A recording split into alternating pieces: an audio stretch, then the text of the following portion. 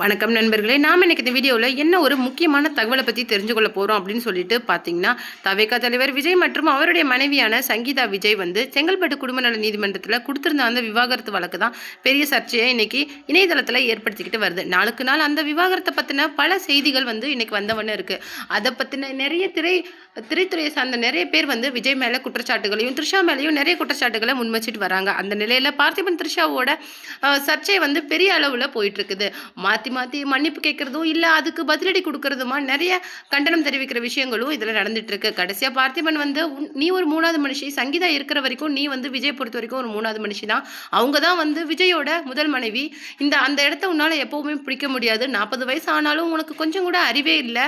ஏன் இந்த மாதிரி ஒருத்தரோட குடும்பத்தை சீரழிக்க பார்க்குற அப்படிங்கிற மாதிரி ரொம்பவும் மோசமாக பார்த்திபன் பேசியிருந்தாரு. நான் மன்னிப்பு கேட்டதே தப்பு. நான் செஞ்ச தவறுக்காக நான் முதல்ல மன்னிப்பு கேட்டேன். அப்புறம் தான் எனக்கு அது புரிஞ்சுது. நான் செஞ்சது தவறே கிடையாது. அது வந்து அதுக்காக நான் கேட்ட மன்னிப்பும் பெரிய தப்பு. நான் அந்த மன்னிப்பை வாபஸ் வாங்கிக்கிறேன் அப்படிங்கிற மாதிரி ரொம்ப கோபமாக பார்த்திபன் பேசியிருந்தாங்க. ஒருத்தரோட வாழ்க்கையை கொஞ்சமாக கெடுக்கிறதுக்கு முன்னாடி நீங்கள் கொஞ்சமாவது யோசிங்க. நீங்களும் நாளைக்கு இப்படி ஒரு குடும்பத்தை அமைச்சிக்கிட்டு வாழ போகிறீங்க அப்படின்னு சொல்லிட்டு, தயவுசெய்து இன்னொரு பெண்ணோட வாழ்க்கையை இன்னொரு பெண்ணுக்கு வந்து கெடுத்த மாதிரி இருக்க வேணாம் அப்படிங்கிற மாதிரி ட்ரிஷாவுக்கு நிறைய அட்வைஸும் கொடுத்துருந்தாரு. இந்த நிலையில தான் அந்த விவாகரத்து வழக்கு வந்து சர்ச்சைக்குள்ளாகிற விதமாக அவங்க 2வது மனுவை சங்கீதா விஜய் வந்து செங்கல்பட்டு குடும்ப நல நீதிமன்றத்தில் தாக்கல் பண்ணியிருந்தாங்க. அதில் என்ன சொல்லியிருந்தாங்க அப்படின்னு சொல்லிட்டு பார்த்தீங்கன்னா, இந்த மாதிரி நீலாங்கரை வீட்டில் என்ன தங்க அனுமதிக்க மாட்டேங்கிறாங்க, விஜய் தரப்பு என்ன மிரட்டுறாங்க அப்படிங்கிற மாதிரியும் அந்த மனுவில் மென்ஷன் பண்ணியிருந்தாங்க. அதனால என்ன வந்து போலீஸ் பாதுகாப்போட என்னையும் என்னுடைய குழந்தைங்களும் அந்த வீட்டில் தங்க அனுமதிக்கணும், அதுக்கு கோர்ட் வந்து மனம் இறங்கணும் அப்படிங்கிற மாதிரி அந்த மனுவில் இதையும் கனத்து அந்த விஷயத்த சொல்லியிருந்தாங்க. அது எல்லாருக்குமே ரொம்பவும் கஷ்டமாக இருந்தது. சங்கீதா விஜய் அதாவது இவ்வளோ பெரிய உச்சபட்ச நடிகரோட மனைவிக்கே இந்த நிலைமையா அப்படிங்கிற ஒரு கரிசனமும் அவங்க மேலே ஏற்பட்டது. அது மட்டும் கிடையாது, அந்த வீட்டில் எனக்கும் உரிமை இருக்கு, நான் அந்த வீட்டில் தங்குறதை யாராலையும் மறுக்க முடியாது அப்படிங்கிற மாதிரியும் சொல்லியிருந்தாங்க. நம்ம இந்த வீடியோவில் என்ன பார்க்க போகிறோம் அப்படின்னு சொல்லிட்டு பார்த்தீங்கன்னா, இந்த மாதிரி ட்ரிஷா விஜய்க்கும் சரி, ட்ரிஷா சங்கீதாவுக்கும் சரி இவ்வளோ பிரச்சனைகள் ஏற்பட்டதை அடுத்து அந்த நடிகை யார் அப்படின்னு சொல்லிட்டு யாரும் சொல்ல வேணாம், நானே அந்த நடிகை யாருன்னு சொல்கிறேன் அப்படிங்கிற விதத்தில் ஏஜிஎஸ் ஃபேமிலி ஃபங்க்ஷனுக்கு ட்ரிஷாவை விஜய் கூட்டிகிட்டு வந்தது இன்னும் பெரிய சர்ச்சையை ஏற்படுத்திடுச்சு. அதாவது 2 பேரும் ஒரே கலர் ட்ரெஸ் போட்டுட்டு ஒரே காரில் வந்தது தான் அந்த சர்ச்சைக்கு பெரிய காரணமாக அமைஞ்சது. அதை பார்க்குறதுக்கு ஜெயம் ரவி கெனிஷாவை கூட்டிகிட்டு வந்த மாதிரியே இருக்குது. ஜெயம் ரவி கெனிஷாவை ஆர்த்தியை விவாகரத்து பண்ணிட்டு கெனிஷா கூட சுற்றிட்டு இருக்கிறத பார்த்தா இதுவும் அப்படி தான் இருக்குது அப்படின்னு சொல்லிட்டு இப்போ ஜெயம் ரவியும் இதை வச்சு ட்ரோல் பண்ணிட்டு இருக்கிறாங்க.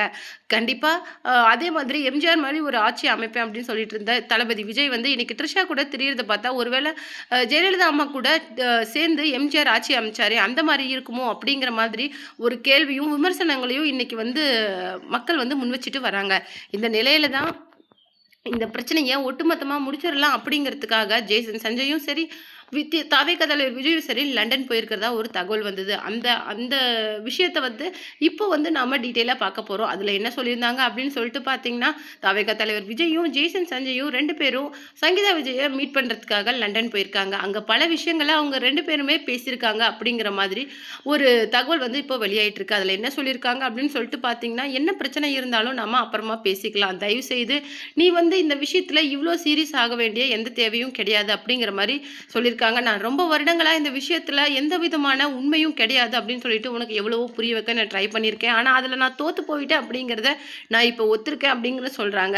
சங்கீதா விஜய் அந்த மனுவில் மென்ஷன் பண்ண சில விஷயங்களை பார்க்கும்போது இன்னும் அவங்க விஜய் மேலே காதலில் தான் இருக்காங்க அப்படிங்கிறத புரிஞ்சுக்க முடியுது. அதில் என்ன சொல்லியிருந்தாங்க அப்படின்னு சொல்லிட்டு பார்த்தீங்கன்னா, ஒரு நடிகை கூட திருமணத்தை மீறிய தகாத உறவில் இருக்கிறாரு, என் கூட அவர் கிட்டத்தட்ட பேசி 4 வருடங்களுக்கு மேலாகுது, எங்களுக்குள்ள எந்த ஃபிசிக்கல் ரிலேஷன்ஷிப்பும் கிடையாது, அது மட்டும் இல்லாமல் 2023ஓட என்னுடைய ஃபினான்ஷியல் சுதந்திரத்தையும் சுத்தமாக நிறுத்திட்டாரு, நான் அதனால தான் அவர்கிட்ட மியூச்சுவல் டிவோர்ஸ் கேட்டேன், அது கிட்டத்தட்ட நான் 2 வருடங்களுக்கு மேலே கேட்டுட்டு இருக்கேன், அதுக்கு அவர் எந்த இசைவையும் கொடுக்காததை அடுத்து தான் நான் வந்து இன்னைக்கு நீதிமன்றத்தை நாடி இருக்கேன் அப்படிங்கிற மாதிரி சொல்லியிருக்காங்க.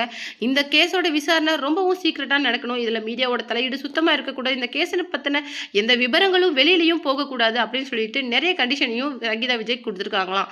இதுலேருந்து என்ன தெரியுது அப்படின்னு சொல்லிட்டு பார்த்தீங்கன்னா, அந்த நடிகையோட பேரை உண்மையோ இல்லையோ அதை அவங்க வெளியிடாததை பார்க்கும்போது கண்டிப்பாக அவங்க விஜய் மேலே இன்னும் காதலில் தான் இருக்கிறாங்க. ஏதோ சம் மிஸ் அண்டர்ஸ்டாண்டிங் அவங்களுக்குள்ளே போயிட்டுருக்கு, அதுதான் அவங்கள விவகாரத்து அளவுக்கு கூட்டிகிட்டு வந்திருக்குது அப்படிங்கிறது நமக்கு நல்லாவே தெரியுது. அவங்க இந்த அளவுக்கு பொலைட்டாக அந்த மனுவில் சொல்லியிருக்கிற விஷயங்களை பார்க்கும்போதே நல்லா தெரியுது அவங்க எந்த அளவுக்கு இன்னும் விஜயை காதலிச்சுட்டு வராங்க அப்படிங்கிற விஷயம். இது இது இது வந்து இப்போது இந்த மனு வழியா பெரிய பிரச்சனையை ஏற்படுத்தியிருக்குது. மேபி இந்த பிரச்சனை அவங்களுக்குள்ளேயே இந்த எலெக்ஷனுக்கு அப்புறம் கூட பேசி முடிச்சிருக்கலாம். ஆனா, இப்போ வந்து எலெக்ஷனுக்கு முன்னாடி இந்த விஷயம் வெளியாகி இது பெரிய சர்ச்சையை ஏற்படுத்தினது இல்லாம 2 பேருக்கும் இடையே மிகப்பெரிய விரிசலையும் ஏற்படுத்தியிருக்குது. மேபி வந்து இந்த பேச்சுவார்த்தையில விஜய் வந்து 2 முடிவுகள பண்றதுக்கு முழுக்க முழுக்க வாய்ப்புகள் அதிகமா இருக்குது. முதல் முடிவு சங்கீதா கேட்ட மாதிரியே அவங்களுக்கு நிலங்கரை வீடு, அவங்களுடைய ஜீவனாம்சம், அது மட்டும் இல்லாம அவங்க பேர்ல இருக்கிற எல்லா ஷேர்ஸ், ப்ராப்பர்ட்டீஸ அவங்க வசமே ஒப்படைச்சிட்டு சுத்தமா அவங்களையும் குழந்தைங்களையும் விட்டு விலகிறது. இன்னொரு விஷயம், இந்த விஷயத்த கண்டிப்பா 2 மாதங்களுக்கு அப்புறமேலு பொறுமையா பேசி முடிச்சுக்கலாம். அது வரைக்கும் கொஞ்சம் பொறுமையா இரு அப்படின்னு சொல்லிட்டு சங்கீதா கிட்ட கொஞ்சம் அட்வைஸ் பண்ணிக்கிட்டு வருது. இந்த 2 முடிவுகள்ல அவர் என்ன ஒரு முடிவு செய்வாரு அப்படிங்கிறது யாருக்குமே தெரியாது. ஆனா டிவிக்கோட சட்டத்திருப்பு அவருக்கு கொடுத்திருக்கிற பெரிய அட்வைஸ் என்ன சொல்லிட்டு பார்த்தீங்கன்னா, ஏப்ரல் 20ஆம் தேதி ஃபர்ஸ்ட் ஹியரிங்க்கு முன்னாடியே இந்த விஷயத்த முடிச்சுக்கிறது தான் நம்மளுடைய கட்சி ப்ராக்ரஸ்க்கு ரொம்ப நல்லது. இதுல இருக்கிற இன்னொரு முக்கியமான விஷயமே, மேபி அந்த ஃபர்ஸ்ட் ஹியரிங்க நாம அட்டெண்ட் பண்ற அப்போ எழுற எல்லா பேச்சுக்களும், விவாதங்களும் கண்டிப்பா அது வந்து சோஷியல் மீடியாவுல சர்ச்சைக்குரிய ஒரு பொருளா மாறிடும். அது நம்மளுடைய எலெக்ஷன் ப்ராக்ரஸ அதிகமா பாதிக்கிறது மட்டும் இல்லாம, பெண்களோட ஓட்ல அது பெரிய இம்பாக்ட்டை ஏற்படுத்துறதுக்கு அதிகபட்ச வாய்ப்புகள் இருக்கிறதுனால, இந்த விஷயத்த முன்னாடியே முடிச்சுக்கிறது ரொம்பவும் நல்லது. இந்த விஷயத்துல கோவப்படுறதோ, இல்ல உங்களுடைய ரிவெஞ்ச திருப்பி காட்டுறதோ சரியா இருக்காது. நீங்க எந்த அளவுக்கு இந்த பிரச்சனைய ஏப்ரல் 20க்கு முன்னாடியே பேசி முடிக்கிறீங்களோ, அந்த அளவுக்கு நம்மளுடைய கட்சியோட கேம்பெயினுக்கு ரொம்பவும் யூஸ்ஃபுல்லா இருக்கும். அப்படிங்கிற மாரி நெறைய அட்வைஸ குடுத்துருக்காங்க. அதர்வைஸ் இந்த விஷயங்கள எல்லா கட்சிகளும் ஒரு பேசு பொருளா எடுத்துக்கிட்டு மேடைகள்ல பேச வேண்டியதா இருக்கும்.